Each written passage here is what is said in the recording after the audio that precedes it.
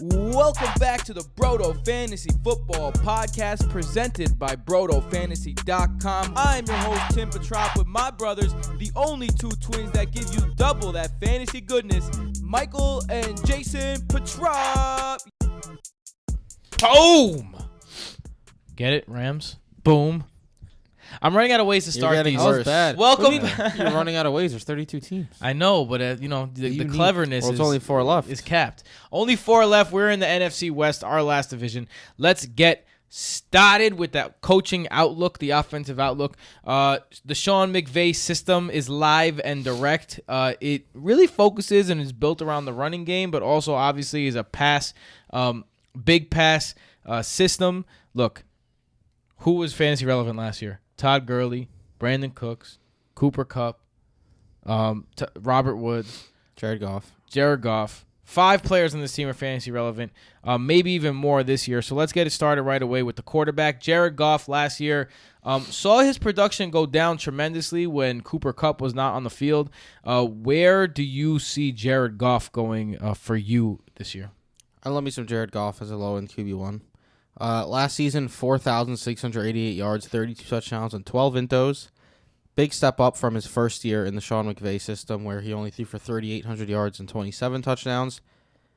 Like you said, Kupp is healthy again. Superb yard per attempt of 8.4. That's very good. The Sean McVay offense is a very good offense. He had 10 games last season with 17 or more points. 5 of those games had 24 or more. 5 games with 24 or more points is very good for a QB. Now with the Gurley injury questions, Sean McVay said they want to get Gurley 65% of the running back touches. If Henderson and Brown are not as effective, they need to pass more. It's more opportunity for Jared Goff to have an even better season. So I like Jared Goff a lot as a low-end QB1 option. Jason, you have anything to add to that? I think that's a good point. Todd Gurley over the last 2 seasons has 30 rushing touchdowns. So if Jared Goff has to throw more, he's going to have more passing touchdowns. And I'm not a big Goff person in fantasy. I feel like he has up and down weeks. He's usually just average. But he was 7th in true throw value last season. I think, look, you could say all you want about Goff the quarterback. Goff, the situation he's in, is great for fantasy, in my opinion. Yeah, for sure. I wouldn't say great, but pretty good for fantasy. I wasn't in love with him earlier in the offseason. But with it more likely that Gurley's not going to get 15 touchdowns, it's a little more enticing. Let's talk about those running backs, and let's go to Todd Gurley, one of the more enticing guys this year because he was all set to be one of the big 5 running backs that are going to go on the top of your board. But injuries last year, the secrecy really behind the injuries last year is really what prompts fantasy people to not really be believing in Todd Gurley the same way. With that being said, though, let's say Todd Gurley is healthy and he's in the exact same system with the same players. I've been in 2 drafts so far, the Scott Fish Bowl and the Raz Bowl with other experts, and I've gotten Todd Gurley at the 10th pick in the second round and with the 4th pick in the second round. 5th pick in the second round. I am excited as fuck because when you have a chance to get a guy like that, you take the chance. If I have a chance at Todd Gurley in any of my second rounds, I think I'm going to go with Todd Gurley. I just don't know. I feel like the signs point to him not being the workhorse that we know. Sean McVay said last season their goal was to cut down Todd Gurley's work. That didn't work because Malcolm Brown got injured. Other guys got injured as well. John Kelly got injured. So he was forced to use Todd Gurley as a workhorse again. This year, same thing. They signed Malcolm Brown. They drafted Daryl Henderson. They said they want to give Gurley around 65% of the touches. McVay said he sees Daryl Henderson playing the Chris Thompson role, which is a huge blow for Todd Gurley, pass catching potential. And if you take 65% of Gurley's production last year, you have 813 yards, 11 touchdowns, 377 receiving yards, and 2.5 touchdowns. Still good. Still good. I think you're more high-end RB2. You're being a little too literal when you're actually taking 60% of his work away. Well, they said 65. I want to see what 65 looked like. All right. And it's a high-end or RB2, but there are health question marks. It's true. I wait till the back end of the second round. I mean, you could definitely say all those things, but I mean, there's also a chance that Todd Gurley just says Todd Gurley. I'm yet to own Todd Gurley because he just gets chosen before it gets to me in the second round. I don't know if I'd take the risk when there's a lot of good second-round options. I have him at 17. A lot of people are taking Daryl. Damn, 17 overall or running back Overall. Oh, that's more like it. Daryl Henderson is someone that people are drafting in the 9th round right now. Obviously, one of the best handcuffs you could have. I think that we're doing one injury away. I mean, Daryl Henderson is obviously my one injury away. But what do you guys feel about Daryl Henderson having standalone value? I think his ADP is a bit ridiculous right now. I don't understand it. You don't draft backup running backs. He's being drafted as the number 1 handcuff right now. Yeah, I see him going like the 7th and 8th round even. At least draft him in the 9th round. Anything earlier than that just kind of blows my mind. They said they want 35% of the running back touches to go to Henderson and Malcolm Brown. Malcolm Brown got a restricted offer and they signed the Rams. They didn't let him leave. They like Malcolm Brown. It's not like he's just going to be the 3rd running back on the depth chart who doesn't play unless there's an injury ahead of him. They want to get him in the mix as well. I just want to say, when he was drafted, I said I see a Melgo Eckler type split between Gurley and Henderson. And now they're saying Henderson's going to take the Chris Thompson role, which is basically what Eckler does. He catches passes. But that's actually a bad thing, I feel like, for Daryl Henderson. Because if he's going to have the pass-catching role, if Todd Gurley gets injured... Then Malcolm Brown's going to take that spot. Yeah. Yeah. That's Which is usually how it why... works. But Daryl Henderson's very talented. That's what people are betting on, that his talent's going to win out. I think there is a world, though, where Daryl Henderson was only brought on to be a handcuff just in case Gurley gets hurt again. Like a spell back every once in a while, and now we have really great insurance in case Gurley gets hurt. But now Malcolm Brown is widely available in like the late teens in drafts, basically free. I just don't understand. I'm not drafting Malcolm Brown. But I don't understand why you take Daryl Henderson in like the 8th round, but then Malcolm Brown is just... Because he's this no one. second, or that means a 3rd round rookie. That's why. Malcolm Brown isn't. Let's go over to the wide receivers. A bunch of things to like here. Let's start with your boy, Jason, Robert Woods, and your boy, Michael. I've had enough of this. Sorry. I've had enough of this. Both of your boys. Both of your boys. All right? Michael was more on the Robert Woods train last year. But you know what? I was the Robert Woods train. I like annoying you more than I like annoying Jason. I was the number 1 Robert Woods guy in the world. I begged all of you to draft Robert Woods. So, Jason, why don't you tell everyone about Robert Woods that Michael doesn't support at all, 100% at all? He's going too low in the fact that people Don't are even doubting joke him about that. is absurd.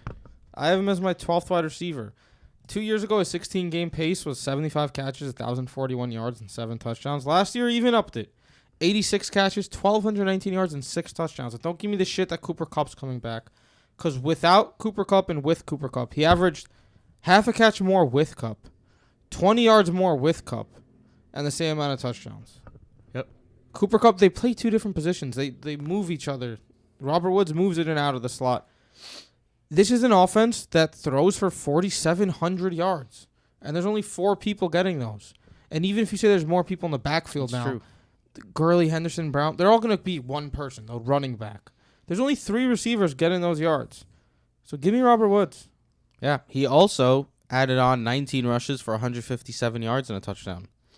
If you add that to his pass catching, because he was the main jet sweep rusher. Woods only had 10 carries. Kupp had like 4 or 5. So when they run the jet sweeps, it was going to Robert Woods, which was interesting to me that it wasn't going to Brandin Cooks, the speedster. Kupp is also super consistent. Yeah. In his career, he has more wide receiver 2 finishes than Brandin Cooks, Keenan Allen, T.Y. Hilton. Shout out to Matt Tagliere for that one. 47.8% of their games. That's before he tore his ACL, though, and he did it in the middle of the season last year. He did avoid the IR early in the season. He could play. How do you feel about Cooper Kupp? The injury risk is... It's high. As a person who glaring. had Cooper Kupp, and it was me Down and Michael on me. last year, were arguing with each other. I want Woods or Kupp, Woods or Kupp. It ended up being both of them. Ended up being a great race before Kupp got hurt. Yeah, it ended up being both of them, really. And I loved having and owning Cooper Kupp on my team. But once you have Cooper Kupp, once you get into the range of Robbie Anderson, Alshon Jeffrey, Jarvis Landry, Sammy Watkins, why not take the shot? Yeah, it's worth Kupp? a shot. It's worth Allen Robinson, who we discussed in the previous, if you haven't watched the Bears episode yet, watch that. Allen, How he had one game over 13 half PPR fantasy points last season. A lot of people are Definitely just take Kupp Anthony over him. Miller, greater than sign. A-Rob. a lot of people are expecting Allen Robinson to bounce back this year because he's healthy. It's just I don't know. I know he's only 26, but he has one great season ever, and it was a lot of garbage time for like Bortles passes. The people looking at his 2014 stats still talk about fucking spark athletes. Darren Waller, 5 years into the league. Please. What about Brandin Cooks? Fun fact. I don't know if you guys know this. Brandin Cooks is the youngest of the bunch. Ooh. That is Younger a than fun- Robert Woods. That is very younger fun. than Cooper Kupp. Brandin Cooks seems like he's been in the league for years. I know. He has. He's just a great guy. He was a wide receiver 2 or better over 50% of his games last year, which is more reliable than we've ever seen from him. He was always an up and down guy. So when you get the reliability, 1,200 yards, 6 touchdowns, what's not to like? He was at the Saints, though, so his home games would be better, kind of like the Traquan Smith effect. Yeah. I mean, with the Patriots, too, he wasn't the most Yeah, reliable guy. That's true. Yeah, he's definitely the most volatile. That's why I prefer Woods to Cooks. They're both obviously ahead of Kupp right now just because of the injury worries. But I prefer Woods to Cooks just because Woods was more consistent and Cooks is the more volatile option. He had 8 games under 13.5 points last season. So it's definitely going to have some peaks and valleys with Brandin Cooks. Anything to say about Josh Reynolds, who was pretty good when called on in the pinch last year? Listen, if you're in a deep league with like 18 player benches and no real waivers, grab Josh Reynolds. Yeah, I 'cause agree. There's 3 guys who can get injured in front of him and that he could step in for and be Yeah, productive. the Reynolds pamphlet. Gerald Everett, Tyler Higbee. I mean, are either of these guys going to get enough targets to be anything near Just not enough fantasy looks. reliable? Yeah, it's not enough. I like Gerald Everett. Me too. I think he's an underrated player just as a whole. Yeah. I mean, he had over 300 yards last season, but that's 300 yards is not usable. He is one of those spark darling athletes as well, 2nd-round pick, but he's not a huge part of the offense. And you're one injury away. I said I'm going with Daryl Henderson for obvious reasons, Jason. Yeah, same here. Yeah, or, Josh Reynolds is also a really good Yeah. injury replacement. But for now, that is it for the Rams. We're going to come back at you tomorrow with some more NFC West. Michael, where can they find you? Mike_Petrop. Jason. Jason Petrop. You can find me at Tim Petrop on all social media outlets. Also, we have so many extras for the people on Patreon, so please join us, patreon.com/BrotoFantasy. Also, everything at Broto Fantasy, BrotoFantasy.com for the conglomerate of it all, YouTube.com/BrotoFantasy. You are getting sleepy. Broto Fantasy. We'll see you tomorrow. Later. Later.